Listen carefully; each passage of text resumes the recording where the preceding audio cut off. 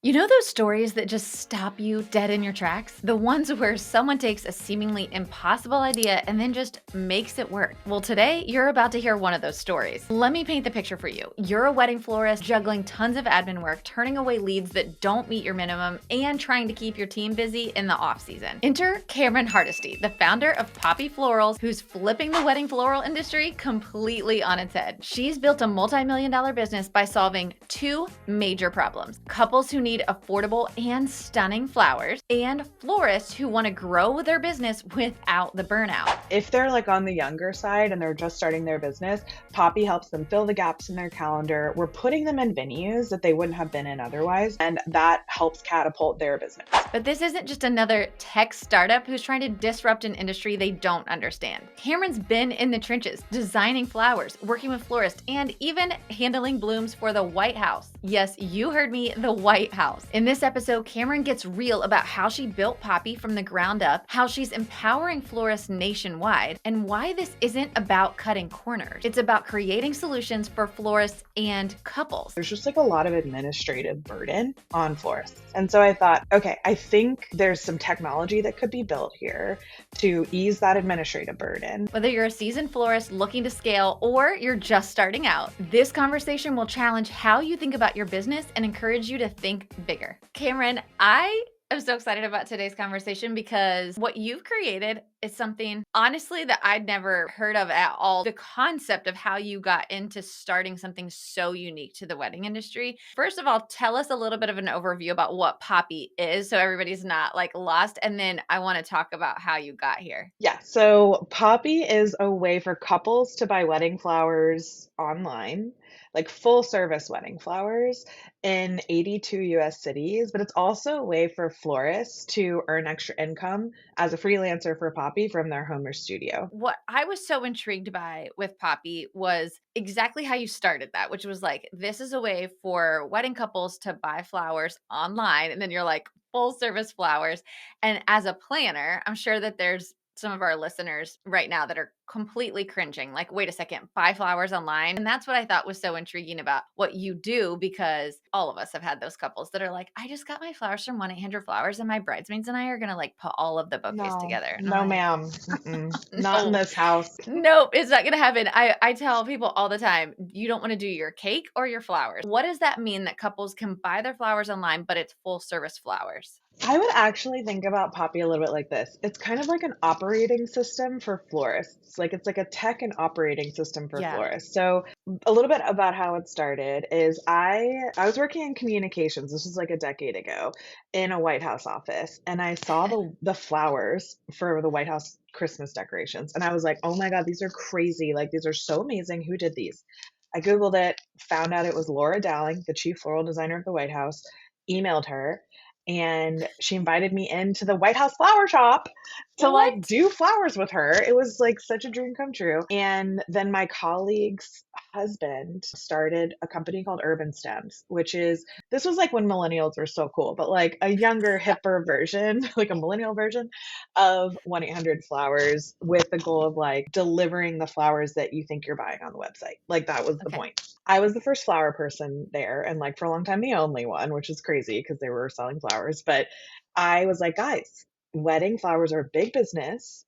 We got to get into wedding flowers. And that business was not set up for wedding flowers. Like zero customization was offered. They were delivering in like on bikes, like couriers were handing bouquets. So it's like, it's not like a wedding flower Yeah. company. I was like, I kept going to floral workshops because I was like wanting to develop my skills as a floral designer. And there was always this like half day or a day that was like focus on building your business. And I was hearing the same things over and over again. It's so hard to turn a profit. I don't know how to price.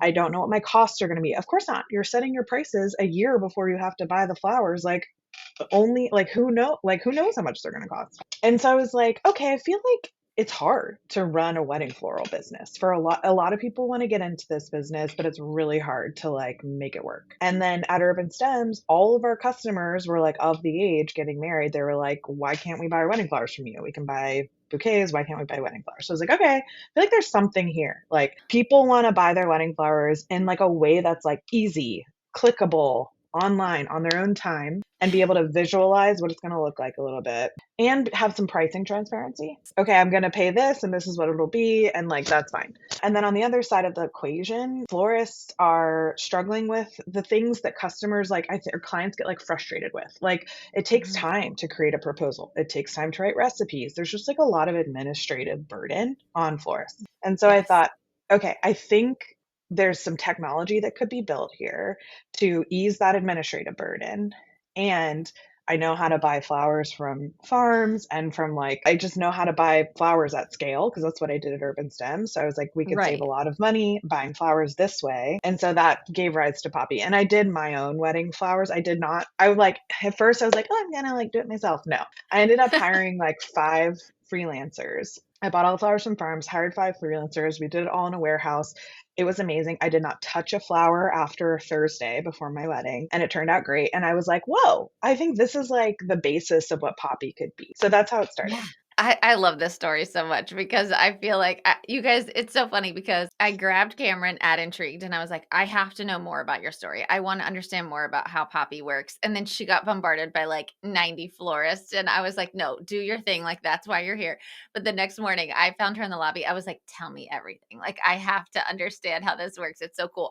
Also because I find it super intriguing that you really hadn't ever been in the wedding space. Like obviously, like you said, you came from Urban Stem, so you knew how to order flowers in bulk, like you knew how to do process and things like that. Like it feels super daunting to me to build out like this software platform. You had a background in tech too, right? Yeah, yeah. So I didn't have any experience in the wedding industry other than I had done a few friends' wedding flowers, which is like how a lot of Okay. people get into this Yeah. biz. And then did my own wedding flowers. When I was at Urban Sims is like tech enabled, ultimately selling flowers, but there was some technology involved. Before that, when I Okay. was in the White House Drug Policy Office, I was a stakeholder in whitehouse.gov. And I did digital strategy. So I like really learned the process of software development and product Yeah. development and worked with some incredibly talented people and like learned a ton. And so like that's like the framework that I brought forward into Poppy. And so one of the first people I hired was my technical co-founder who his background was he's a full stack developer. He can do a lot of things, but he's a full stack developer.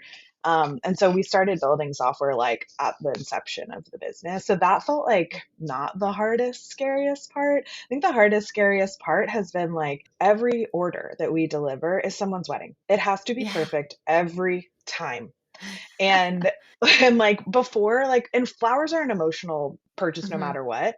Like at Urban Stems, we had Valentine's Day, we had Mother's Day. The pressure is really high. You're delivering a ton of flowers, but it's still Yeah. not someone's wedding. So like Yep. the processes and the perfectionism that like pervades our team, it's very high. Like everyone's very, very hard on themselves. And that's actually the scariest part is like you have to get every single one right.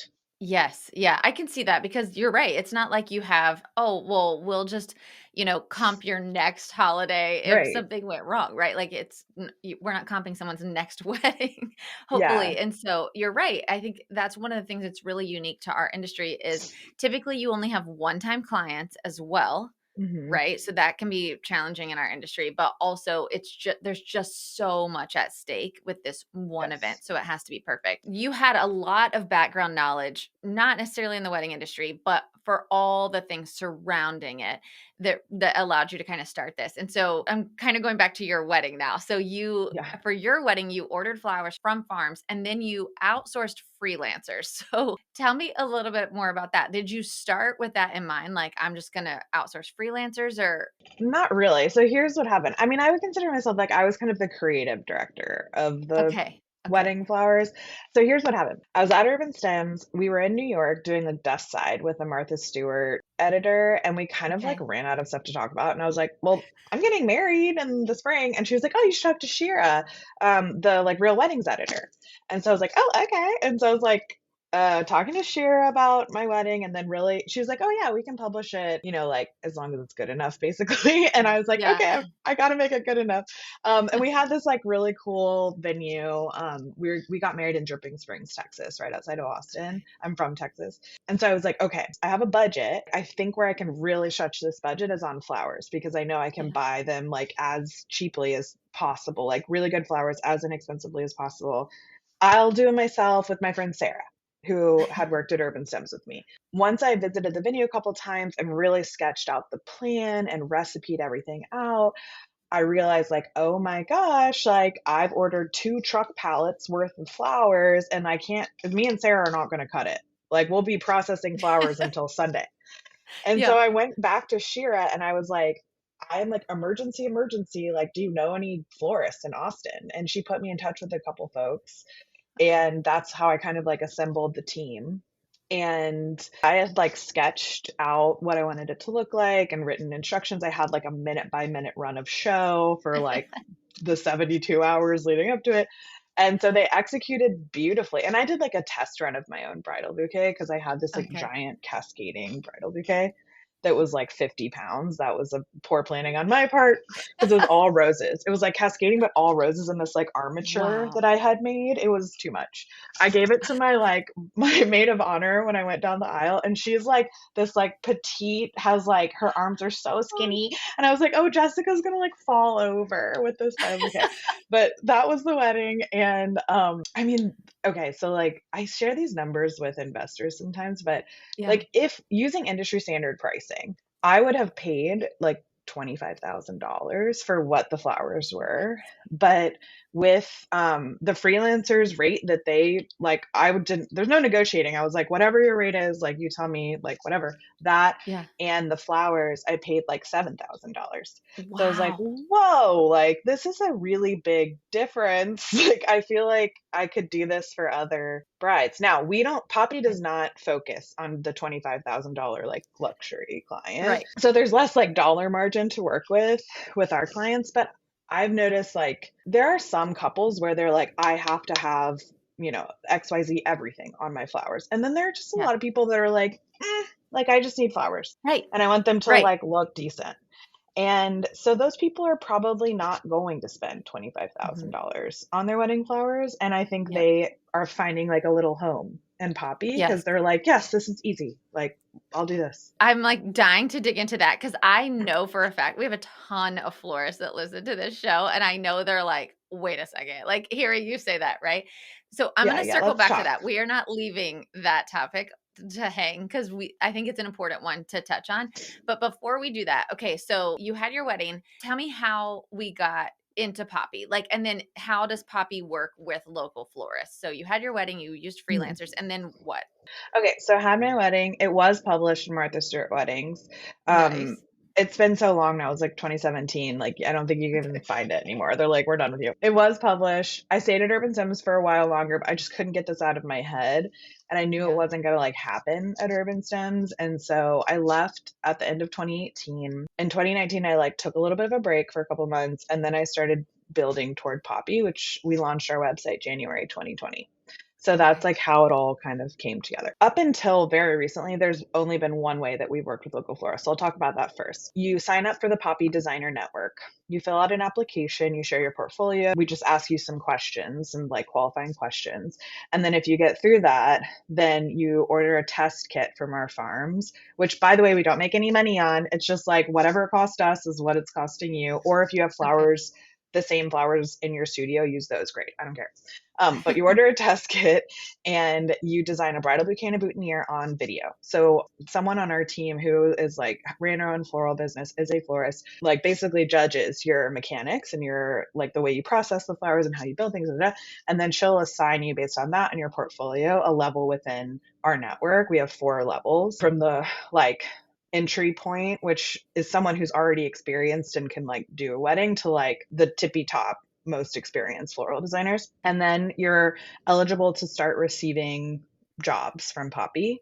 And so when a job becomes available in your market, we have like a round robin sort of like algorithmic thing that like will send a job to the first designer that's like at the top of the round robin. And then they have a day to like accept or decline the job. And then it goes to the next and the next and the next until it's paired. And Mhm. we like match the job, like the complexity of the job to the skill level of the designer where we can. But that's basically how it works. You make an hourly rate that's like commensurate with freelancing, basically. Okay. But you're doing it from home or from your studio. And we ship you everything. So, like, All you do is receive the flowers and the hard goods, and then you design and you deliver and install at the venue. And we send you the design guide, the inventory sheet, all the product, everything. Okay, so that's from the florist perspective, which is so Yeah. cool. So for everybody listening, you're kind of like, okay, so I'm a florist, right? And I receive everything, and this is so cool because it's a great way to fill, either Yeah. downtime or if you're starting out, it's a great way to start getting into these venues in your local market and start working with couples and Yes. have a gallery, right? So one of the questions I have is, can that florist use that work on their own Instagram or in their own portfolios? Is it considered their work, or how does that work? It's such an interesting question. And like at first I kind of was like, no, it's like poppy, but over time I've evolved. And so we have a social media policy now Okay. where you can use the images on your own social, but what we ask is that if you use the images, you say like freelancing for poppy flowers or Got it. like arranged by me, like designed by Poppy. We have some kind of language where it's like you're also tagging Poppy and acknowledging that like we're a team. Because like Yes. in wedding flowers, I think of it as there's like three kind of chunks of work. There's like Okay. acquiring the customers, marketing and sales, writing Mhm. proposals and like Instagram, all that stuff.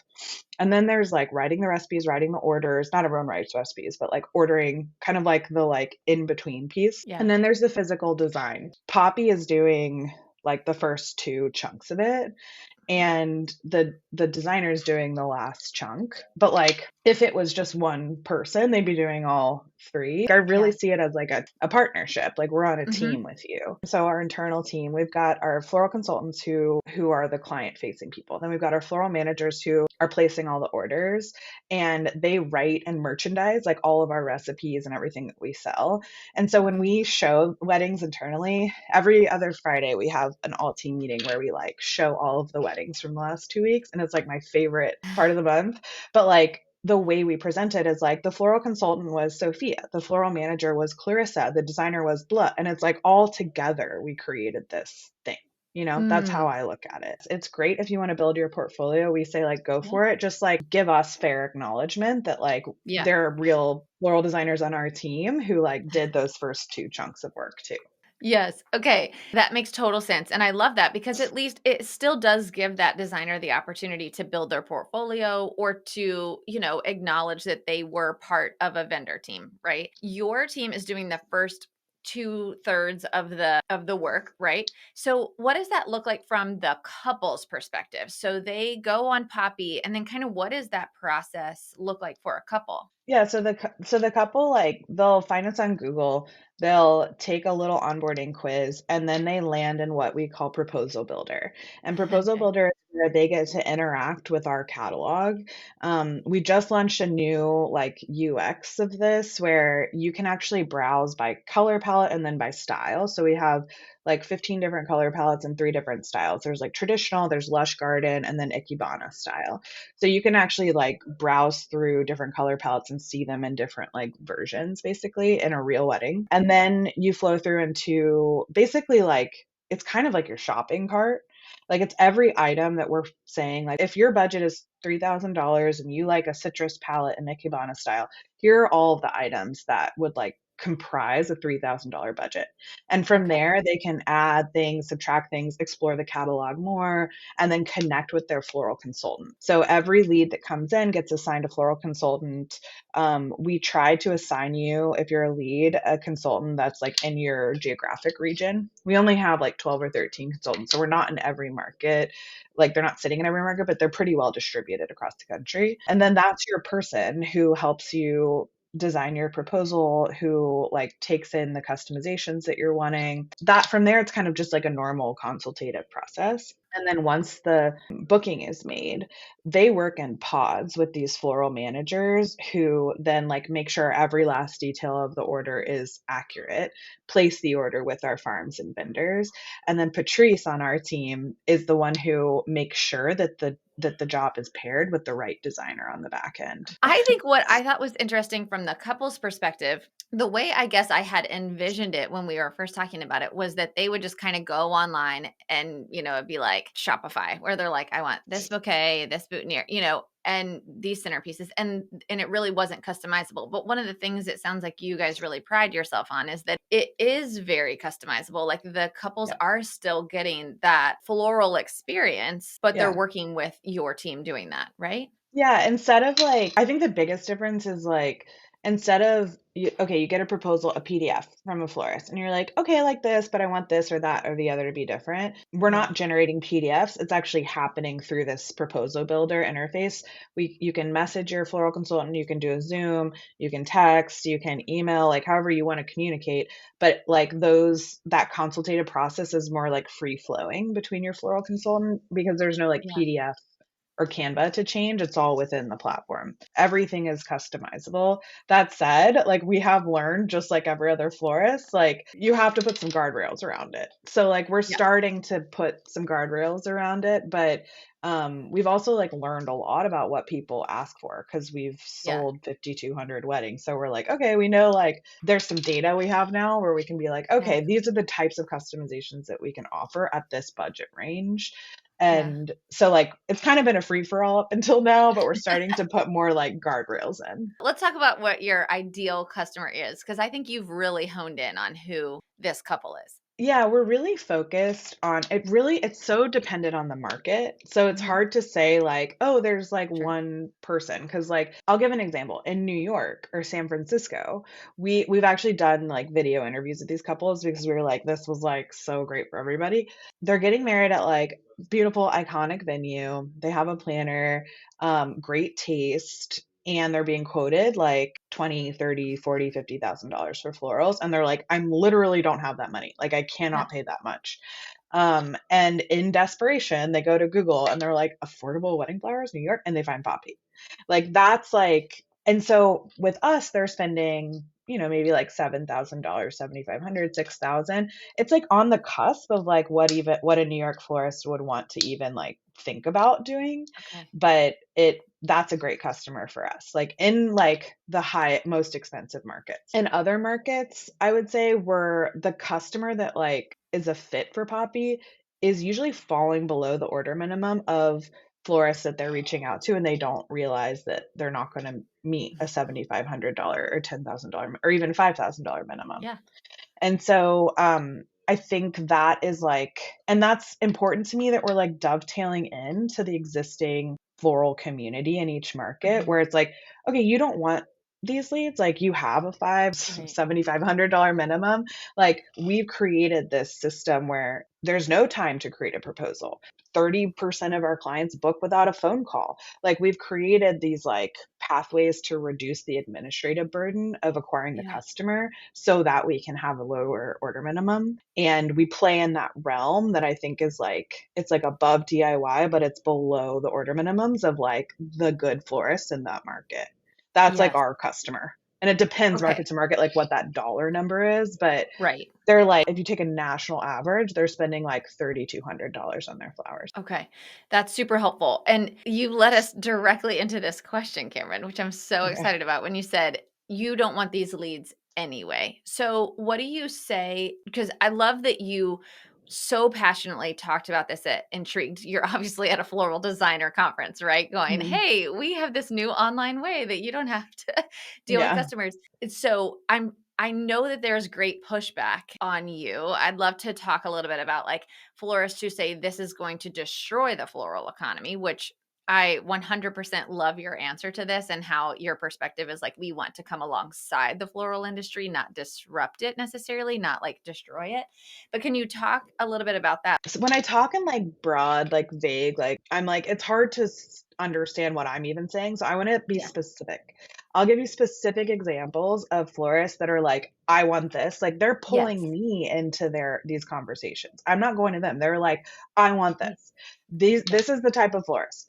So there's a couple different types. I'll talk Okay. about the three that I've noticed. Okay. One I think is really interesting that has emerged actually like since the Intrigue conference is a florist who has a shop who has a proven history of doing a high volume of weddings, like 200 a year or more. Mhm. They have staff, they have to pay rent, they have staff, they can do the weddings, but they might not have the bandwidth to make the sale, write the recipes, do the order, da da da da. But they're so like a known in their markets that they're generating leads, and so many leads that they can set an order minimum and just turn people away. They are like, let's work together because we're saying we'll pay you 10% for that lead you were going to say no to anyways. And we'll pay you roughly, it's about 20% of the order value to Okay. execute, to like do the design. And they're like, great, keeping my staff busy. I'm making money on the front end. I'm making money on the back end. This is great. The flower shops that are like that, and I've noticed that they have shops and they have staff and they have to pay rent. They are like all over this. So Mm-hmm. that's one type of florist. The next is a florist who is just revving up their business. And if they're like on the younger side and they're just starting their business, Poppy helps them fill the gaps in their calendar. We're putting them in venues that they wouldn't have been in otherwise. And they're getting to like make connections with people as themselves as a human. And that helps catapult their business. Like I've seen Okay. multiple people like build their business as they on ramp with Poppy. And I'm like, great. Like Yeah. you do it. Like ramp Yeah. up, do your own thing. We'll see you on the back end. Because the third type of florist that I've noticed really resonates with Poppy is someone who has been in business for at least a decade, probably a little bit more. They've like reached their Mm. goal. Like they're charging, their minimum is 25K and people will pay that without blinking and twice as Yep. much. And they're burnt out. They're just like, I don't know where to go from here. Like I've been doing this for 15 years Yeah. and I'm just ready for a new thing. Or they want to step back because like, for whatever reason, like kids Yeah. and kids getting Kids. older, I want to spend more time, whatever. Yep. But they don't want to lose that connection to the industry. Mhm. They will come on as Poppy designers, but we've had folks who want to like sell for us and also be a designer. And we've had folks Okay. who like started as a designer, comes on as a floral consultant, and then becomes a full-time employee of Poppy. Wow. Because they know how to sell wedding flowers. Like they know Yeah. how to do it. They've been doing it for 15 years. So I would say there's people like at the beginning of their floral careers journeys, there's people like, 10 or 15 years in who are looking to like downshift or like shift into a different mode. And then there's Yeah. flower shops that are like, I want to keep my staff busy. You guys are really good at marketing. You built this technology. Like, let's work together. Those are like the Yeah. three types that I've noticed like really resonate with us. And the folks who don't, like, I'm like, that's like, Yeah. you do Totally you. fine. Like, I'm not here to like mess anyone's Mhm. life up. I'm just like Yeah. I saw this opportunity in the market and went for it. And like, we've got 1,000 florists have joined Poppy. We're not like begging people to join, like people Right. like see the value of it. Yeah, yeah. I really love we talked about this a little bit and intrigued, and this has been playing in my head ever since then. It happens a lot in the planner space as well, where you get more established, you keep raising your prices, you keep raising your prices. And then at some point, you price yourself out of that day of coordination or that event Mhm. management. That's similar to what you're talking about in the floral space, where it's like you have to keep raising your prices because otherwise you're just going to have so many weddings that it's not possible to take them all. Right. And so Yeah. I loved hearing you talk about that first kind of floral designer where it's like, yeah, we do like 200 weddings a year. We had to put a minimum on because it's too much work to do the proposal and to do all of the meetings with a client who can only spend $3,000. That doesn't mean they're not a valuable client, but it's just not a valuable client to that florist. And so Yeah. I love that they now have the opportunity to say, yeah, we have a great reputation. We draw on a ton of leads. We'll send them to you. They get 10% of that lead for doing absolutely nothing, right? Like Yeah. they don't even have to take the wedding. Exactly. Yeah. That's Exactly. crazy. So they can send their leads to Poppy. They're going to be so serviced well there. And then if they want to take the wedding back with the administrative piece all done, Yeah. then they can also keep their staff busy by just executing. I think Exactly. that to me was the one that resonated the most. Also, obviously, there's lots of florists who are like, you know what? I don't want to do this all the time. I want to be with my kids, and they can just pick up jobs as Yeah. they want to, right? So more of that freelancer style. So to me, I think you've offered this really cool opportunity to like pick up as you want to. Like you don't have to Yeah. take these jobs. It's not like you're forced to, right? Exactly. It's like take it when it works for you and leave it Yeah. when it doesn't. And we don't the only thing you'll be penalized for as a designer with Poppy is if Yeah. you don't communicate with our team. We have a week of team that's like all over it 24/7. Or if you don't show up. Like if you don't Right. like you get like one strike and you're out, but like Yeah. if you don't accept a job, like that's fine. Like Yeah. it's the goal is to create flexible work. I know Yeah. that most of the people, I'm a mom. I have a 11-month-old and a 3-year-old. Like we're We a get it. lot of us are moms. Like a lot of half our team are moms. So like Yeah. we get it. The goal is like let's create a new way of working within this industry that like we're here when you need us. Hmm. And there are some people like there's a designer who's done 100 weddings with us. Like there are That's people who crazy. like this is their whole deal is they work with Yeah. Poppy, and then there are others that were like, supplemental income. And I think it's been fascinating to see like the range of people in Yeah. florists that Poppy appeals to. I'm obsessed. I love this so much. Okay, so what are the major markets you're in? I know you said 82 cities, but like what are your top markets? So Washington D.C. is where I started the business. That's our like biggest market. And Okay. then surrounding, like, and then Baltimore. I live in Charlottesville now, so I'm starting to meet more florists here and planners here. New York, Dallas, Houston, Austin, Chicago, San Francisco, LA, Atlanta, and like kind of like the top Denver, like Seattle, the Yeah. top like 20 most populous cities are our most revenue generating markets. Okay.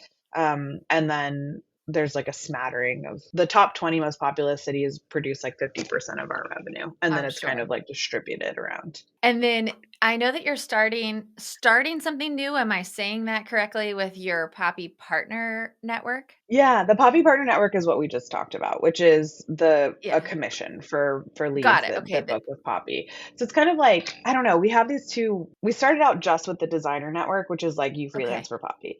Then we launched Poppy Partner Network October 1st. We already have 100 people signed up. Most of them are That's crazy. florists. But it's kind of like completing the circle. It's like if you're generating more leads than you can handle, you get 10% when they book with through Poppy, and then you get right of first refusal on executing the job on the back end too. So Wow. that's how what I mean when I say like we're kind of like this operating system now where it's like Yeah. we'll handle the administrative part of it and process the leads and to work for you.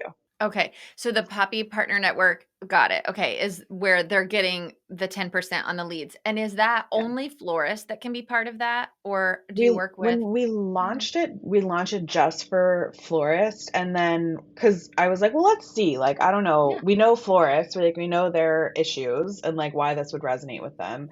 And then let's figure out if it's like a fit for planners and venues and Mhm. other wedding pros. And then quickly, the planners that we have already worked with were like, oh, I want to sign up.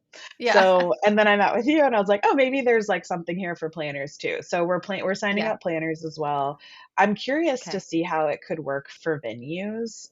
It's not Yeah. as clear cut to me. I actually met someone at Entry who is a florist who owns two venues. And I was like, oh, maybe there's Okay. like this is something. But, anyways, florists and planners, like any wedding pro can sign up. Yeah. Even if you're like a content creator and you're like just like killing it on TikTok, like you could sign up. Yeah. I mean, it's really smart for a planner for sure, because if you work with, you can send your couples to Poppy for their florals, which I Yeah. think is really, really smart. And tell some of your floral friends in your market, like, hey, you should sign up as a designer as well with Poppy. So this, I'm so intrigued by it, Cameron. I just think Thanks. it was so fun to get to meet you and to learn more about Poppy and how you're working in the wedding community. And I think that it's so important for anybody that's listening. It's so important to be able to figure out ways that you can fill those gaps. And I love that Poppy allows so many florists to be able to do that. Like, you guys are everywhere, right? You're advertising so much, and so a lot of times you are able to fill those gaps for florists, and I just think it's so smart.